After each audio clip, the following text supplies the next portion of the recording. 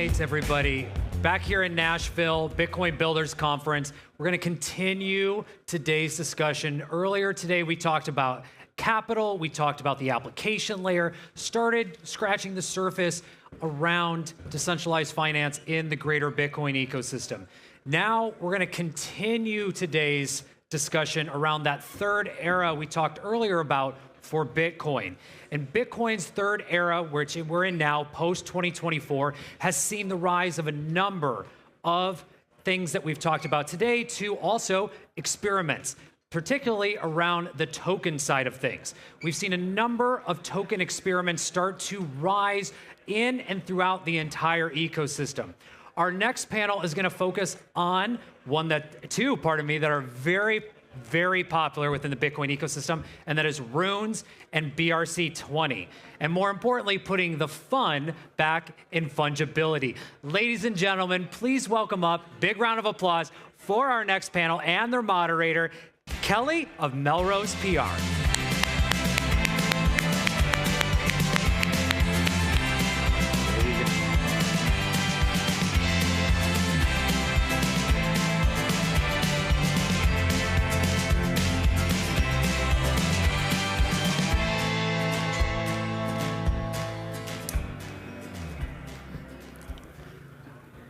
Hi, everyone. So happy to be here. Today we are talking about putting the fun in fungibility, the future of BRC and Runes. I'm Kelley Weaver. I am the CEO of Melrose PR. We focus on Bitcoin and crypto companies and thought leadership, and earned media is our specialty. So happy to be here. And I'd love to have our panelists just to give a quick introduction and perhaps tell us sort of what you do in the Bitcoin fungible space. Sure. Hey, everyone. I'm Dylan. I'm the co-founder of Bitflow Finance. We're building a decentralized exchange for Bitcoiners. Want to make it easy for Bitcoin liquidity to flow. Thanks. I'm Jason Lau. I'm Chief Innovation Officer at OKX. At OKX, we're an exchange. We're a wallet. We're a marketplace. We do a lot of stuff in the space, particularly for Bitcoin and the ecosystem. You know, we have our ventures side. We have our community building side. Quite a lot of stuff, and we're here to make sure that this continues to grow.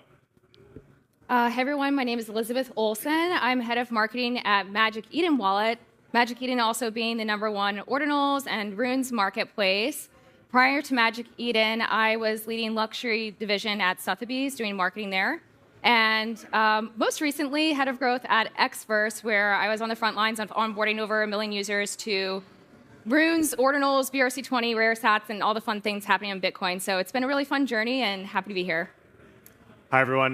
Great to be on this panel with some amazing guests. And I'm Trevor Owens. I'm the managing partner of Bitcoin Frontier Fund and also co-founder of Pizza Ninjas. And we invest in early-stage companies building on Bitcoin Ordinals, Runes, Stacks, Layer 2s, everything Bitcoin. We want to bring all the greatest innovations from Web3 to Bitcoin. I think it's the biggest opportunity probably of our lifetimes, for me for sure. And just excited to be here with all you today and talk about Runes and BRC-20. Awesome. Well, Trevor, I'd love for you to start and sort of paint us a big picture here. Shortly after the launch of Ordinals, we started to see fungible assets on Bitcoin start to pop. What happened? What's going on? Yeah, so initially, I think the first prototype of this was actually like it was called .sats names.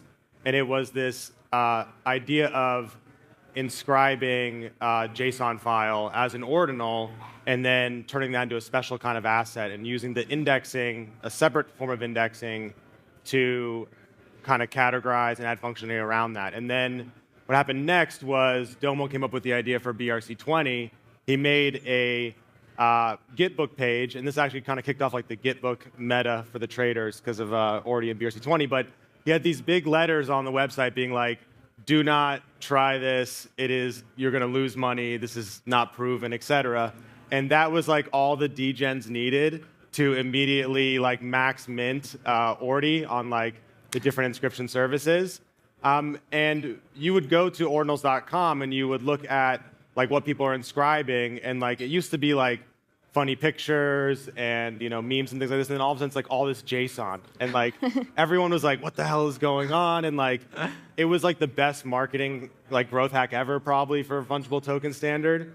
And we talked about it a lot on the Ordinal show. I faded it pretty hard because of some of the technical aspects of it. But it ended up being one of the most sort of meteoric successes in Ordinals. I think far more activity, fees, and minting were done through BRC-20s over the summer. It also sort of woke up the Asian market, I think, more towards Ordinals, which we hadn't seen as much at that point. And so, like the engineers and the developers were always kind of like, all right, well, this is a clunky, like, kind of technology with BRC-20, but the degens just loved it, and the trading volume was just taking off. And so there was always this kind of like tension about how the protocol was designed and the complications behind actually indexing it and calculating the balances. And I think that was kind of like the lead into what Casey decided to do with Runes and sort of the shift to a different architecture for Runes. And there were like many other like BRC-20 derivatives along the way.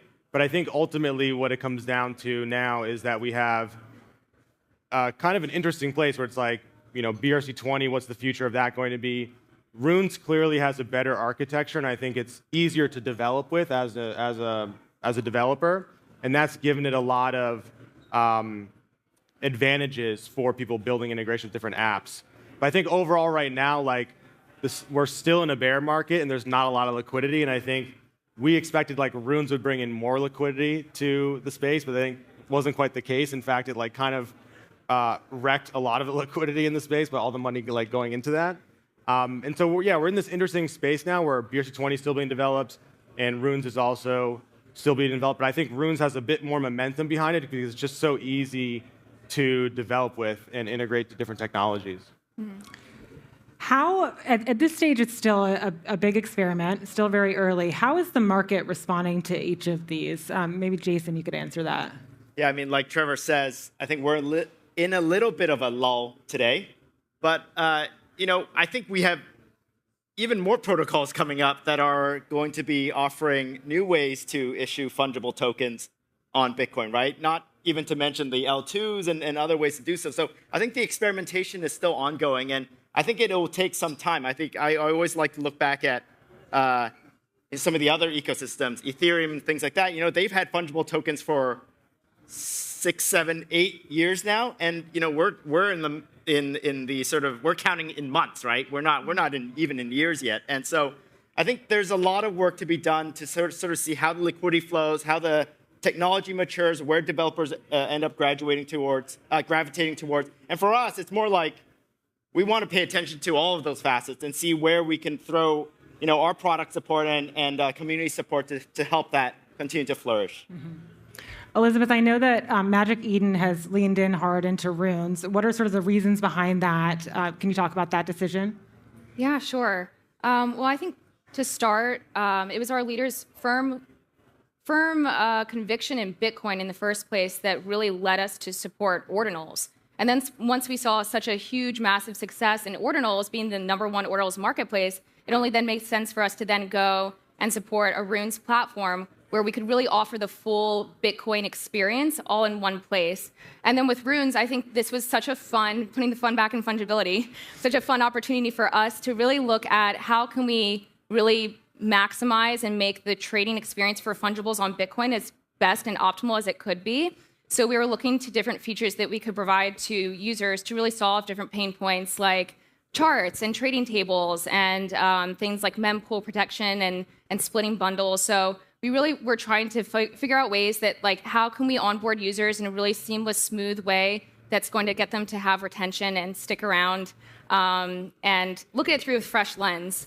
And then in regards to adoption itself, I really do think it's infrastructure providers that have a lot of responsibility in regards to how different protocols take off and contribute to their success. If we don't have that infrastructure there, people aren't going to stick around. They're not going to be able to really participate and be onboarded. So we really want to provide that for users regardless of their experience. And so having the #1 Ordinals platform then go to support Runes really, I think, lended a lot of credibility to the protocol itself and contributed to Runes taking off. And now, being the biggest Bitcoin dApp, we're also building a wallet. So I also believe that Magic Eden Wallet is best positioned for Runes adoption because of the cross-chain interoperability capabilities. So, for example, we support not only Bitcoin, but also Ethereum, Solana, Polygon, and Base. So now users from all these different major chains can come in app and do in-app swaps to native Bitcoin and start to participate in the marketplace in a really seamless way. So instead of having to download multiple different wallets, you can just immediately connect and start to participate. So that's from the product side. And then also from, I would say, the marketing side, we're actually currently running a Runes summer campaign, bringing together top 5 projects from Runes, really kind of like a 360 campaign moment, which I think is pretty unique in that it's kind of like a cultural moment for Runes where we're actually creating like a cross-pollination of different communities. So for the first time, people can now participate in quests and social media giveaways, really fun things like that. We're actually even going to be airdropping to Bitcoin Barcade attendees of the event tonight. So if you're around in Nashville, swing by. Actually, next door, Bitcoin Barcade is at Nashville Underground. So just hop next door, and if you check in using Magic Eden Wallet, you'll be able to be eligible to receive Runes airdrop. So if you don't have exposure yet, this is one way. But yeah, I think we're trying to find ways to be creative, to onboard people, to get them to have fun in the ecosystem, and really make a stronger impact together. Love it. Dylan, can you talk a little bit about what does the trading look like today, and what are you seeing? Yeah, of course. I think, well, first of all, I'm grateful that, I'm grateful to the Bitcoin wallet builders that make my job a little bit easier, right? I think trading is a little bit clunky on layer 1 right now. And so the way that we think about it is, if you look at with BRC-20s, like Trevor mentioned, it was like a really great, almost grassroots organic marketing, like what's going on with all these JSON inscriptions. And then there was a lot of hype going into Runes. But I think people are still a little bit frustrated. Traders are frustrated. They have a very high tolerance for trading on Bitcoin with the slow block times, right? But they're still a little bit frustrated because you're getting more of like the marketplace trading experience rather than if you're coming from the Ethereum landscape, you are used to an automated market maker. So for us, what we're trying to build, and we think Bitcoin is going to scale in layers. So for us, we're building a Runes AMM on the stacks layer so that you can get that traditional Ethereum-like AMM trading. You get the fast block times with the upcoming Nakamoto upgrade, and you get to inherit the security of the Bitcoin chain as well. And so I think that's one of the goals for me this week is to try to bring the Runes community and the stacks community a little bit closer together because I think we can go further together. Awesome. Trevor, we've talked about BRC and Runes. Are there any others that we should be paying attention to? And of these, what do you think is going to win in the long run? I think Runes are going to win. I think BRC-20 will have some interesting applications for it based on the account model. But I just think that building on Bitcoin is this sort of layered approach where you have the base layer, and then you have meta protocols on top of it, and you can stack these meta protocols.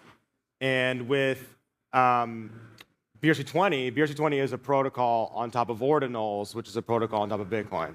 With Runes is just a protocol on top of Bitcoin. And I think that the more you add layers in between that, you add risk to the stack. And so, what we've seen with BRC-20, for example, is back in December, there was and I don't know, maybe Jason can talk more about this because this is kind of what we hear at the rumor mill, on the Ordinal show and what people are talking about. But there was something like 100 million balance discrepancy between 2 different indexers on BRC-20. And so, I guess for some of the exchanges, definitely Jason's as well, OKX, they're huge and amazing. 100 million is not a lot of money, but for most of the space, $100 million is a lot of money. And so I think with Runes, it's a very simple protocol. And it is just the way it works with BRC-20 is that you have to sort through all the inscriptions and then you have to index all of them, which means that your computer algorithm has to go through each single inscription. There's 70 million of these. And then it has to find the connections between the different ordinals and inscriptions yourself, and then there's a lot of errors in that process.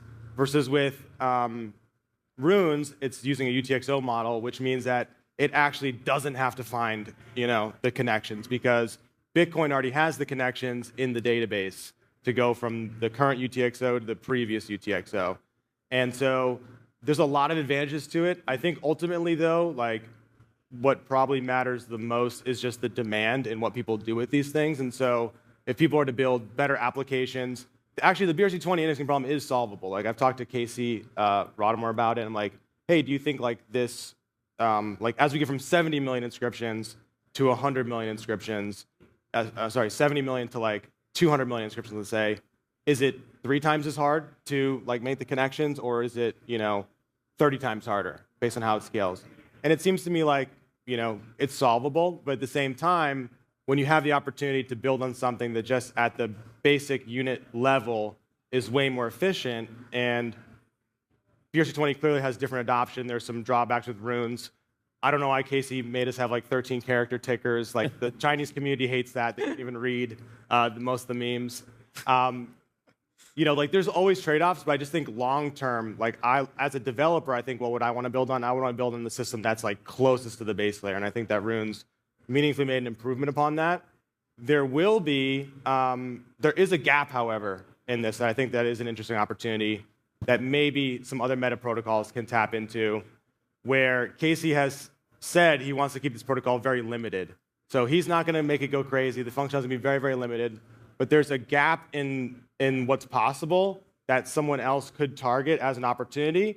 But I think they would first need to integrate with runes as like the dumb asset, because I think being a dumb asset is like really, really important and valuable, because it doesn't have anything you don't need. And then when people integrate with that, then I could see an opportunity for a new fungible that combines the interoperability with like advanced functionality that's probably a lot riskier, maybe introducing MEV opportunities, which is the stuff that Casey's just like not going to play with. And he's probably even going to make runes like finalized, he said, like in the coming months. So that's one interesting thing is Lightning Labs just announced, I think, to alpha the Taproot assets, which is basically UTXO support via fungible tokens on Lightning, essentially.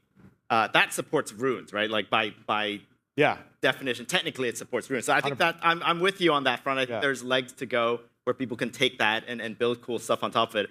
To your comment earlier about some of that indexer issues early on, I mean, that was the early days of BRC-20, right? We had all these different people with different implementations of indexers. I mean, I think what was the lesson learned from that was that as a community, we had to get together and figure it out. People were trying to upgrade things, and it was breaking one thing or another. And look, at the end of the day, we're here, and we're it's in a good place now. But definitely was a bit dicier at the beginning. But that's natural, right? Again, it's like these pieces, these processes haven't been put together quite yet. We're a month-old community. I mean, the halving was only 3 months ago, guys. I mean, like, Runes itself is only 3 months old, right? 3 months and change old. So, there's a lot of infrastructure, a lot of stuff that's still missing. But yeah, we got to keep on chugging along at it. Yeah, we think about it pretty similarly as well. Like, from the, a lot of the infrastructure that we built is on the L2, but for the governance token for the Bitflow protocol, it's going to be a Runes token, because we want it to be around as long as Bitcoin. And that's what we trust, is defining the asset on layer 1 and then bridging to the L2 for programmability. Yeah, I'd say also chiming in around the indexer issue. I think this is one of the major reasons why ultimately Magic Eden, initially we did launch a BRC-20 marketplace, but ultimately decided, okay, this doesn't really make sense for our users if we're having to, it requires so much rather inefficient developer resources. And then ultimately, we want to be able to provide a platform that doesn't have these like indexer risks. And now then knowing that Runes was coming, we were like, okay, this makes the most sense to devote all of our time and resources and efforts around a protocol that we really believe has a firm foundation and is most close to Bitcoin principles and longevity. Where are the stablecoins coming? I think that's a key missing piece, right? I think there's a bunch of them on Runes now. I did want to mention briefly that I heard the balance discrepancy was Binance's fault, not OKX's fault, by the way. But You guys are doing great. I think we were a solution to the problem as opposed to. You guys were totally, and you guys are doing great supporting ordinals. Look, at the end of the day, we're here, and we're in a good place. I think that's all growing pains. Like, it doesn't really matter who and how. Yeah. But OKX is better. No, I'm just kidding. So, yeah, I think one of the interesting things with Runes is that to also acknowledge is that BRC-20 was also kind of started by Domo, and then it was really brought to market by Unisat. And I think that also made it a little bit more complicated from a ecosystem perspective than, say, how Casey launched Runes, because Casey is like a very truly neutral third party, and he's like proven on the open source side. And so I think that whatever's going to come next, what I would learn from Runes is that if you really want to be decentralized, you have to have a neutral person leading it.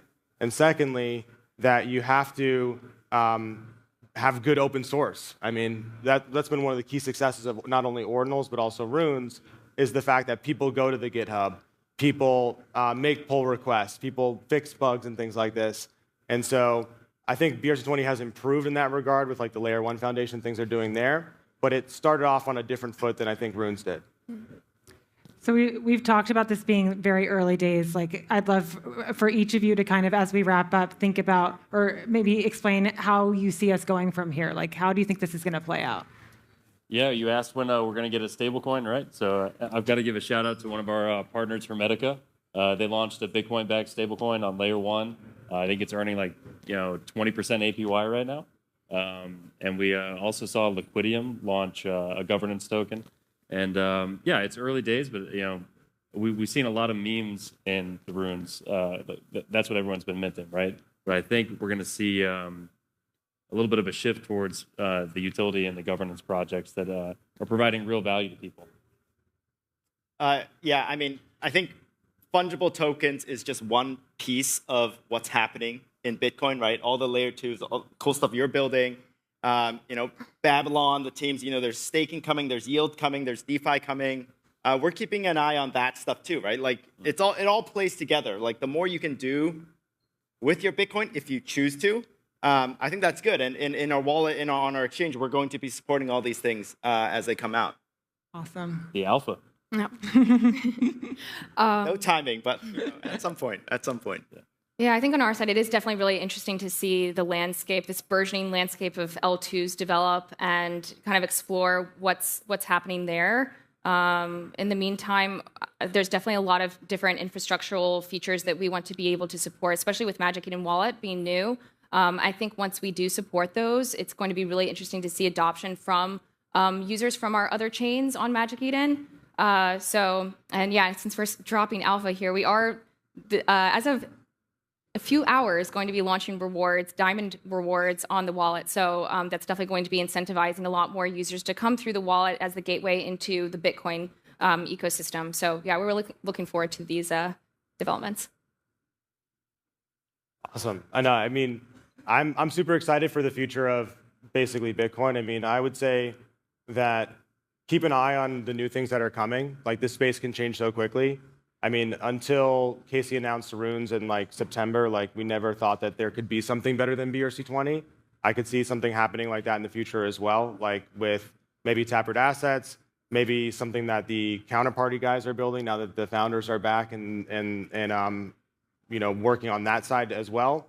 We're in it's the theme of this conference. We're in a builder's renaissance on Bitcoin, and the opportunities in front of everybody in this room are maybe some of the best opportunities that we'll get in the next coming decades to build the fundamental infrastructure for like the most important global digital network in the world, Bitcoin.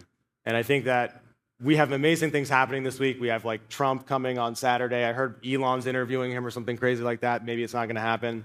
But just soak it in, what's going on around us today at this conference, throughout the week, all of the amazing builders up here, what's happening with fungible tokens on Bitcoin, stablecoins coming to Bitcoin. It's really going to revolutionize not only this space and everything that we do, but also it's going to bring Bitcoin to the mainstream. I think that's what I'm most excited about. Such an exciting time to be in Bitcoin. So thank you so much for our panelists today, and thank you. Yeah, thank you.